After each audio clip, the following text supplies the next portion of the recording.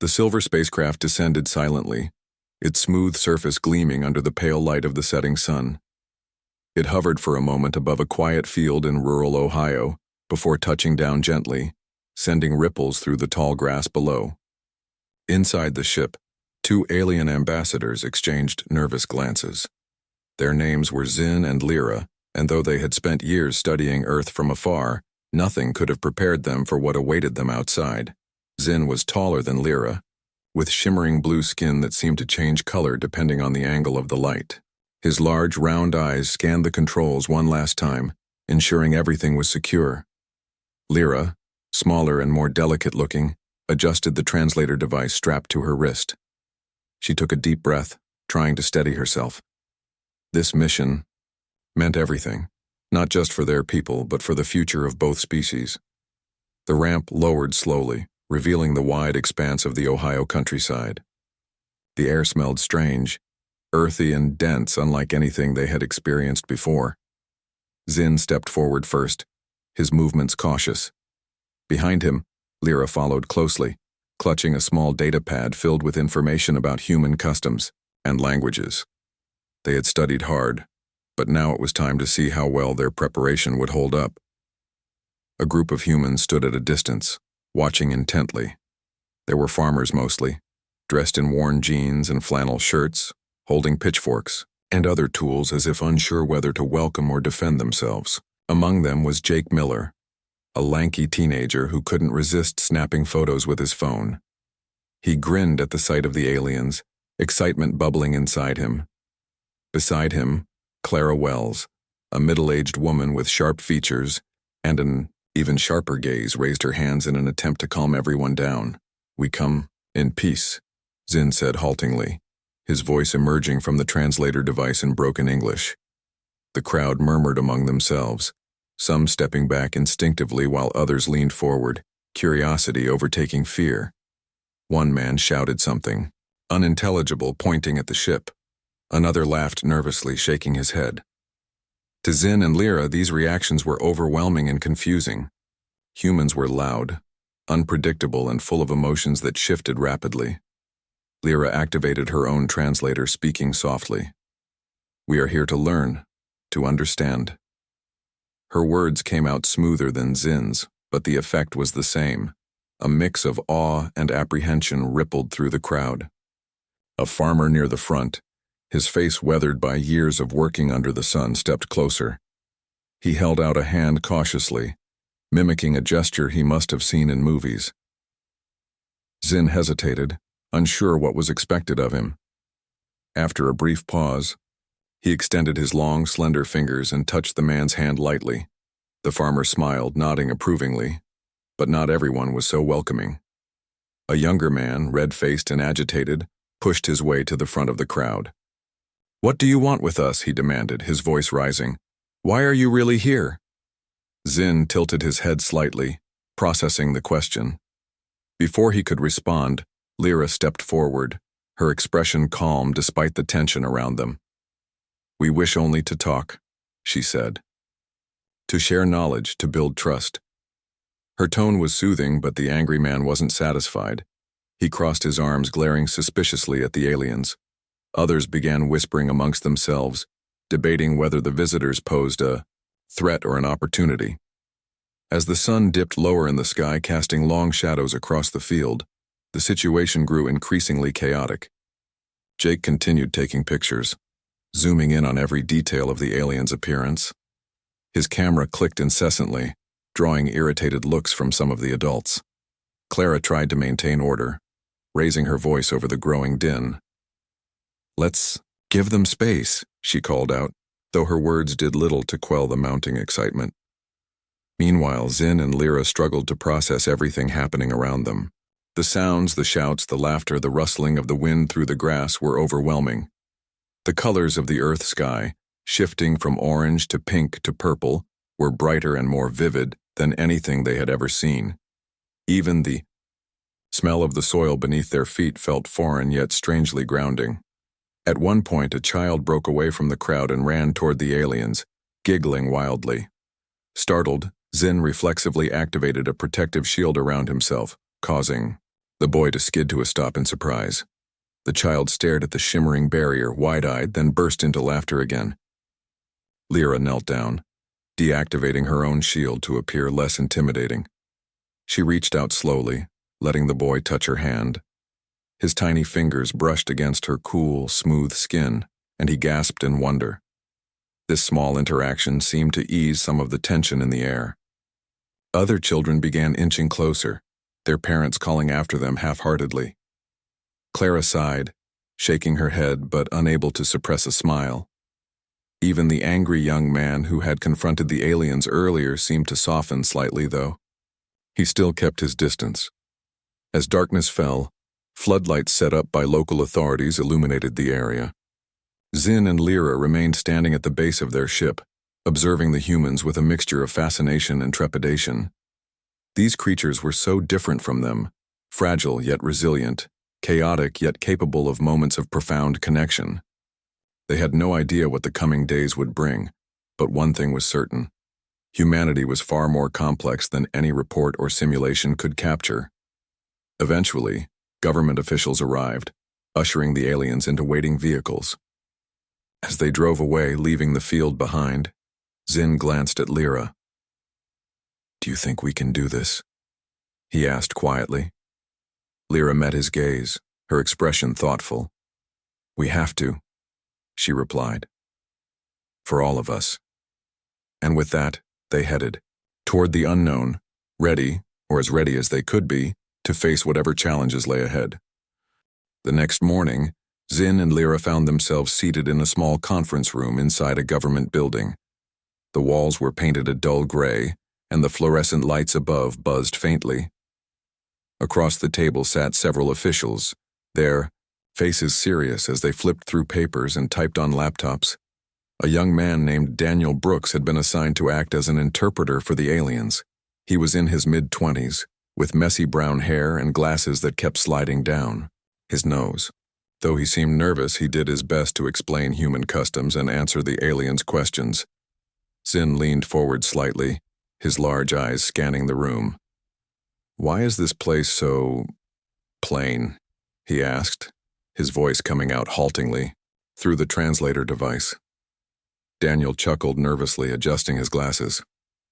"Well, government buildings aren't really meant to be fancy," he replied. "They're just practical." Zin tilted his head, clearly not satisfied with the explanation, but he didn't press further. Lyra, meanwhile, was focused on observing the humans around her. She noticed how they fidgeted in their chairs, tapping pens against tables or scrolling endlessly on their phones. To her, these actions seemed odd, unnecessary movements that served no clear purpose. She wondered if it was a sign of stress or simply a habit unique to their species. When she pointed this out to Daniel, he shrugged. "Humans do a lot of things without thinking about it," he said. "It's just how we are." Later that day, Zin and Lyra were taken to a nearby town hall for a press conference. Reporters packed the room, cameras flashing and microphones jutting out like strange metallic flowers. The noise level was overwhelming. Questions fired from every direction, voices overlapping in a chaotic symphony. Zin flinched at the sudden burst of sound, while Lyra gripped the edge of the table to steady herself. They hadn't expected this kind of intensity. One reporter, a tall man with slicked back hair, stood up and practically shouted, "Are you planning to take over Earth?" His tone was half joking, but the underlying suspicion was clear. Zin froze, unsure how to respond. Take over? The very idea was absurd to him. Back on their home planet, such thoughts were unheard of. Before he could say anything, another reporter chimed in, laughing.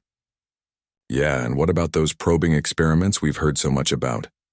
Lyra's translator struggled to make sense of the word probing, leaving her baffled. What did they mean? Was this some kind of test? She glanced at Zin, who looked equally confused. Sensing their discomfort, Daniel stepped in quickly. "No one here is being probed," he said firmly, addressing the crowd. "These are peaceful ambassadors, okay? Let's stick to real questions." But the damage was done. The room erupted into laughter, though not all of it was kind. Some reporters smirked, clearly enjoying the spectacle while others scribbled notes furiously. Zin felt a wave of frustration wash over him. How could they joke about such serious matters? Didn't they realize the importance of this meeting? In an attempt to regain control, Lyra activated her holographic display. A shimmering image of their home planet appeared above the table, a breathtaking vista of floating cities surrounded by glowing forests. The colors shifted gently, pulsating with light. Gasps filled the room as the reporters stared in awe. One woman whispered, "Is that where you're hiding all your spaceships?" Zin groaned inwardly. This wasn't going at all as planned. Instead of fostering understanding, they were creating more confusion and possibly fear. As the conference dragged on, both aliens grew increasingly uneasy. Each question seemed designed to provoke rather than enlighten.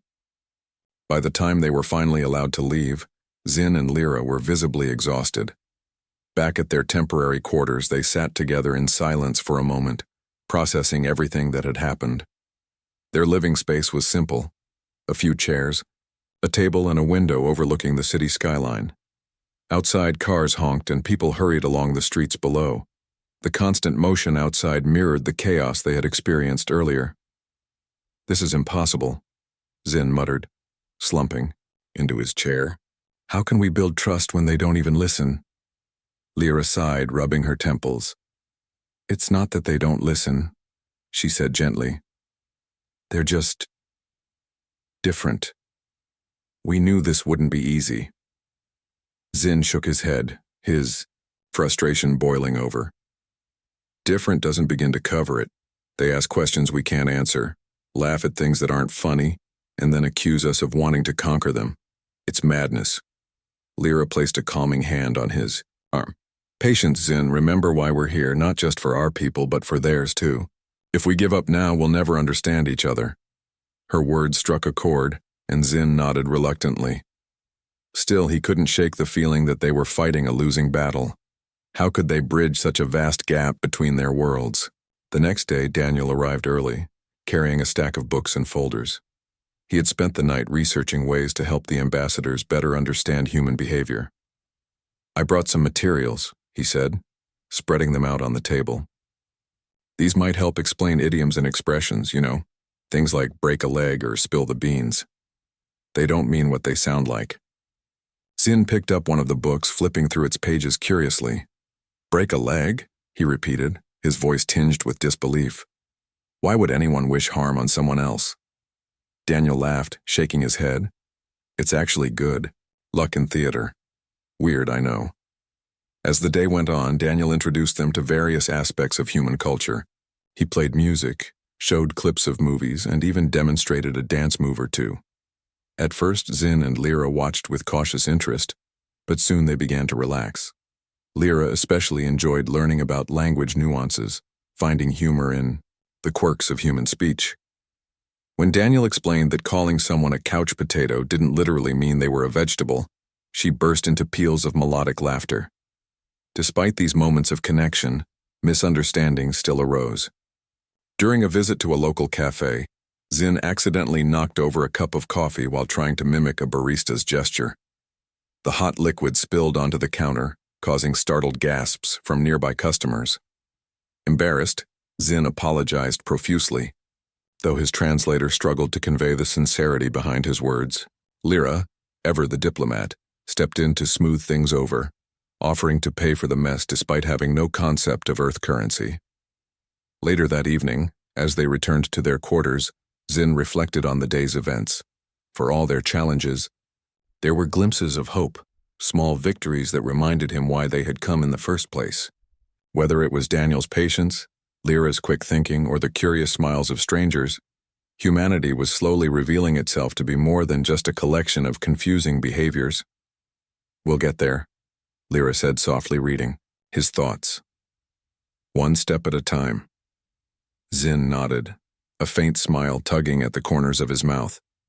The road ahead was long, but perhaps not insurmountable. After all, if they could survive a press conference and a spilled cup of coffee, maybe, just maybe, they could find common ground after all. Determined to improve their understanding of humanity, Zin and Lyra agreed to participate in a cultural exchange program. The idea was simple. They would visit schools, museums, and community events to interact with people in less formal settings. It was a chance to show that they weren't just strange visitors from another world, but beings capable of connection and curiosity. Their first stop was a small elementary school on the outskirts of town. The classroom buzzed with excitement as Zin and Lyra entered. Children sat cross-legged on the floor, their eyes wide with wonder. A young teacher named Emily Dawson introduced them, her voice warm and encouraging. "Everyone, this is Zin and Lyra," she said, gesturing toward the aliens. "They've come all the way from their home planet to learn about us. Let's make them feel welcome." Zin knelt down to meet the children at eye level, his shimmering blue skin catching the light. One brave girl raised her hand. "Do you have families like we do?" she asked. Zin hesitated, unsure how to explain the concept of family in terms humans would understand. Lyra stepped in, smiling gently. "Yes, we do," she replied. "But our families are different. We share bonds in ways you might not expect." The children nodded thoughtfully, though it was clear they didn't fully grasp the answer. Another boy spoke up. "Can you fly?" he asked, his voice filled with hope. Lyra chuckled softly. "Not exactly," she said. "But we can move quickly when we need to." The boy's face lit up as if she had confirmed his wildest dreams. After answering questions, Zin and Lyra joined the students for an art project. They were given crayons and paper, tools they had never used before. At first, their attempts were clumsy, lines went astray and colors smeared, but soon they began to enjoy the process. Zin drew what he imagined Earth looked like from space, while Lyra sketched symbols from their language. The children crowded around, pointing and giggling at their creations. For a moment, the barriers between species seemed to dissolve. Later that afternoon, they visited a local diner owned by Ruth and Harold Klein, an elderly couple known for their kindness. The diner was cozy, with red vinyl booths and a jukebox, playing soft tunes in the corner. Ruth greeted them warmly, handing menus decorated with cartoon hamburgers and milkshakes. "You've got to try the specials," she said with a wink. "Best food in town." Zin and Lyra exchanged nervous glances. Eating Earth food was uncharted territory for them, but they decided to give it a shot. Zin ordered a cheeseburger while Lyra opted for a chocolate milkshake. When the food arrived, they examined it carefully, sniffing cautiously before taking a bite. To Zin's surprise, the burger wasn't bad. It was savory and satisfying in a way he hadn't anticipated.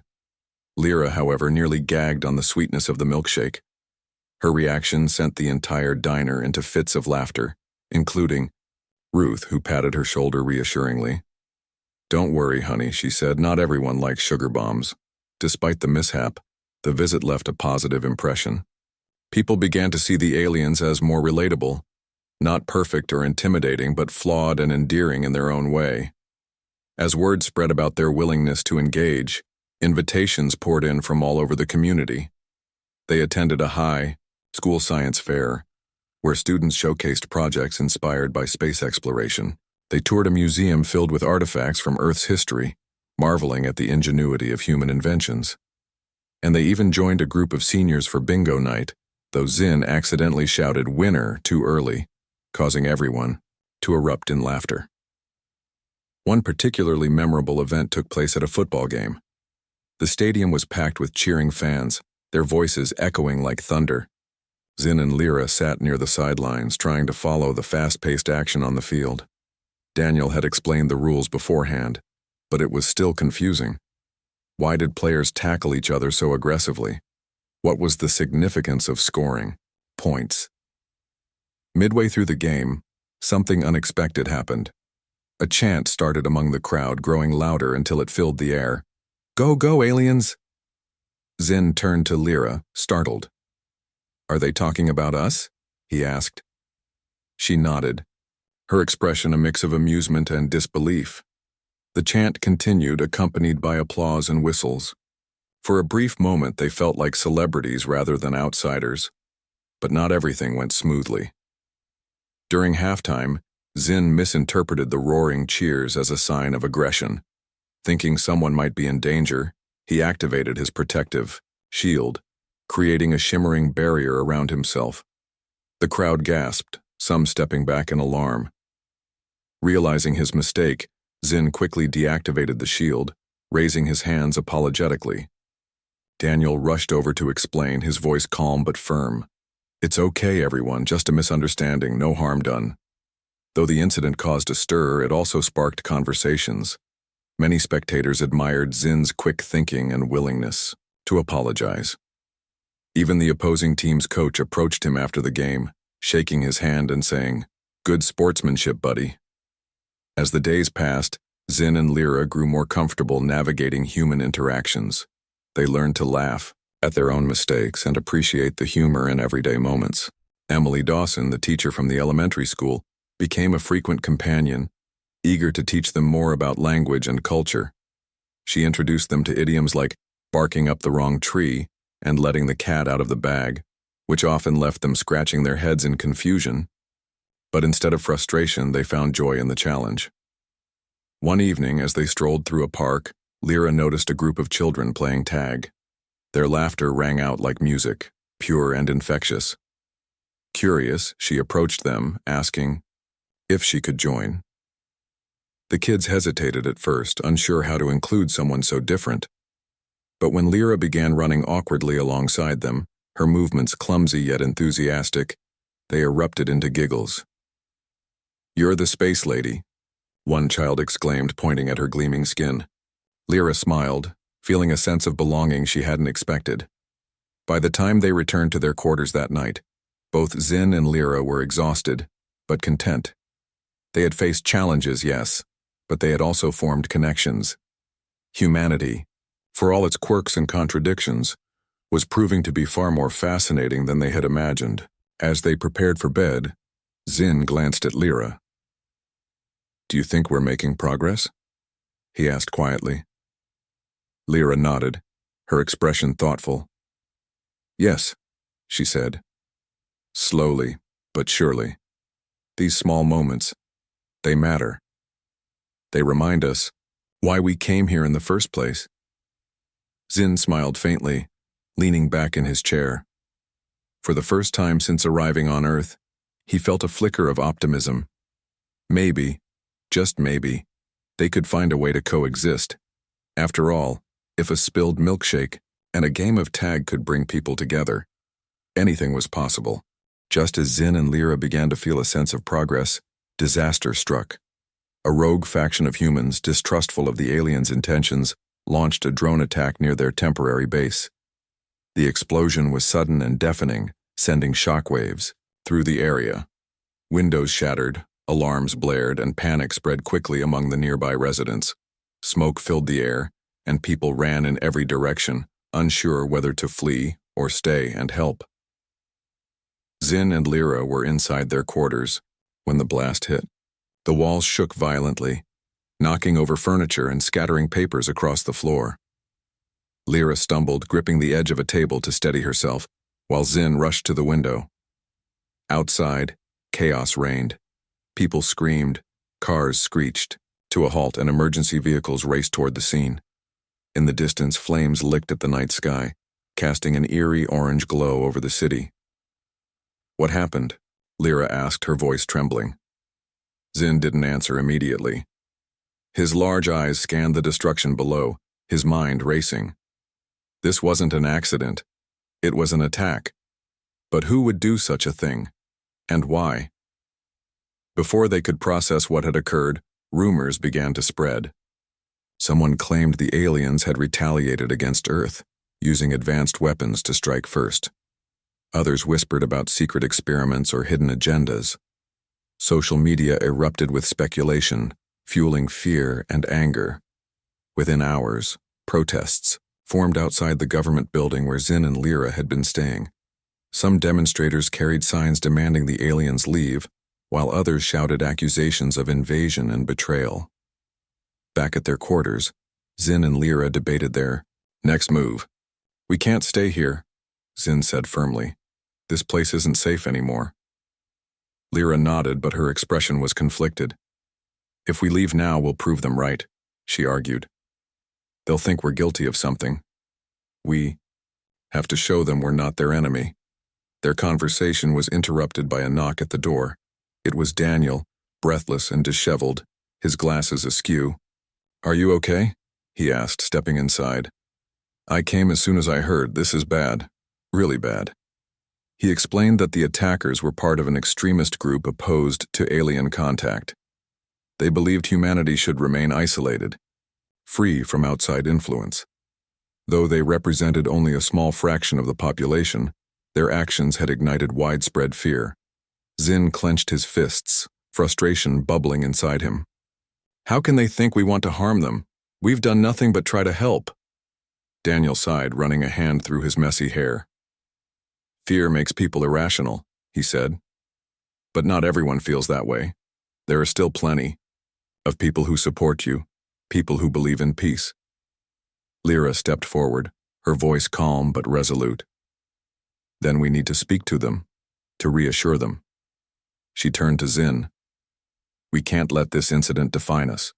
If we run, we abandon everything we've worked for. After much deliberation, they decided to address the public directly. With Daniel's help, they arranged a live broadcast from a secure location. The room was stark and utilitarian, with a single camera pointed at a plain wooden table. Zin and Lyra sat side by side, their faces illuminated by harsh overhead lights. Behind them, a screen displayed the emblem of their home planet, a symbol of unity and hope.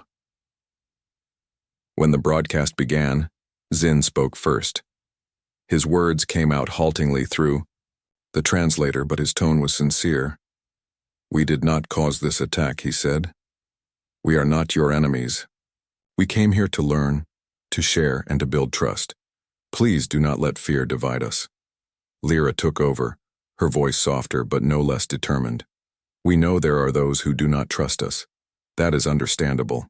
But violence solves nothing. Together we can find a better way, a way of understanding and cooperation. The message resonated deeply with many viewers. Across the globe, millions watched the broadcast, their hearts stirred by the aliens' plea for peace. Among them was Emily Dawson, the teacher who had grown close to Zin and Lyra during their time on Earth. Inspired by their courage, she organized a rally in their support. Flyers went up around town, social media posts circulated rapidly, and soon hundreds of people gathered in the main square, holding signs that read, "Peace, not fear," and "Stand with our alien friends." At the rally, speakers took turns addressing the crowd. Clara Wells, the woman who had tried to keep order during the aliens' initial arrival, stood at the podium, her voice strong and clear. These ambassadors came to us in good faith, she said.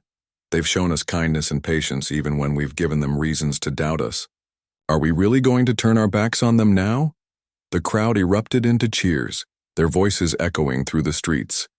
Jake Miller, the teenager who had snapped photos of the aliens' ship, climbed onto a platform to share his thoughts. I used to think they were scary, he admitted. But after seeing how hard they've tried to connect with us, I realized something. They're just like us. They want to belong. As news of the rally spread, more events sprang up in cities. Around the world, people marched, sang, and shared stories of their encounters with Zin and Lyra. Even skeptics began to reconsider their stance, moved by the overwhelming display of solidarity. Governments issued statements condemning the attack and reaffirming their commitment to peaceful relations. Slowly but surely, the tide began to turn.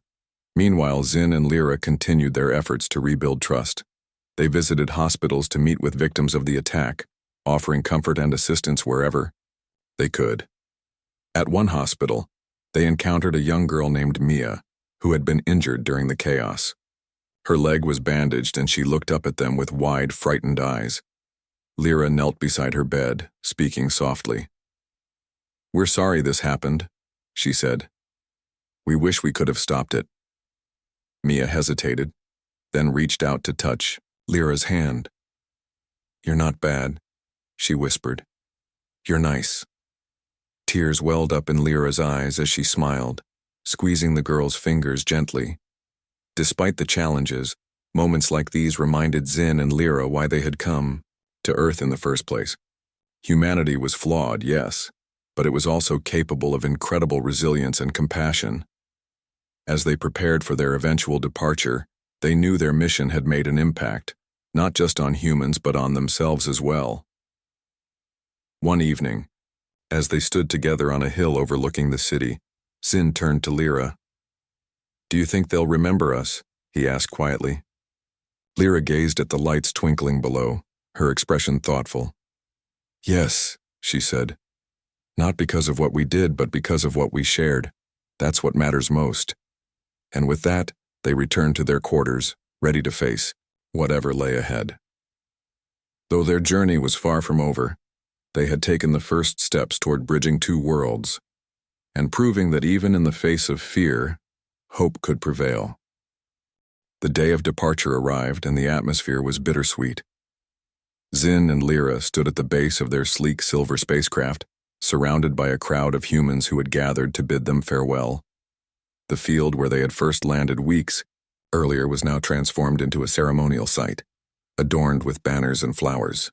People from all walks of life had come, farmers, teachers, students, and even government officials, all united in gratitude for the aliens' presence. Clara Wells stood near the front of the crowd, her arms crossed but her expression soft. She had been one of the first to greet the ambassadors, and now she felt a pang of sadness knowing they were leaving. Beside her, Jake Miller adjusted his camera, snapping photos of the scene. His initial excitement had matured into genuine admiration for Zin and Lyra. "I'm going to miss them," he muttered to Clara, who nodded in agreement. Emily Dawson was there too, clutching a small gift in her hands. Over the past weeks, she had formed a close bond with the aliens, teaching them about human language and culture.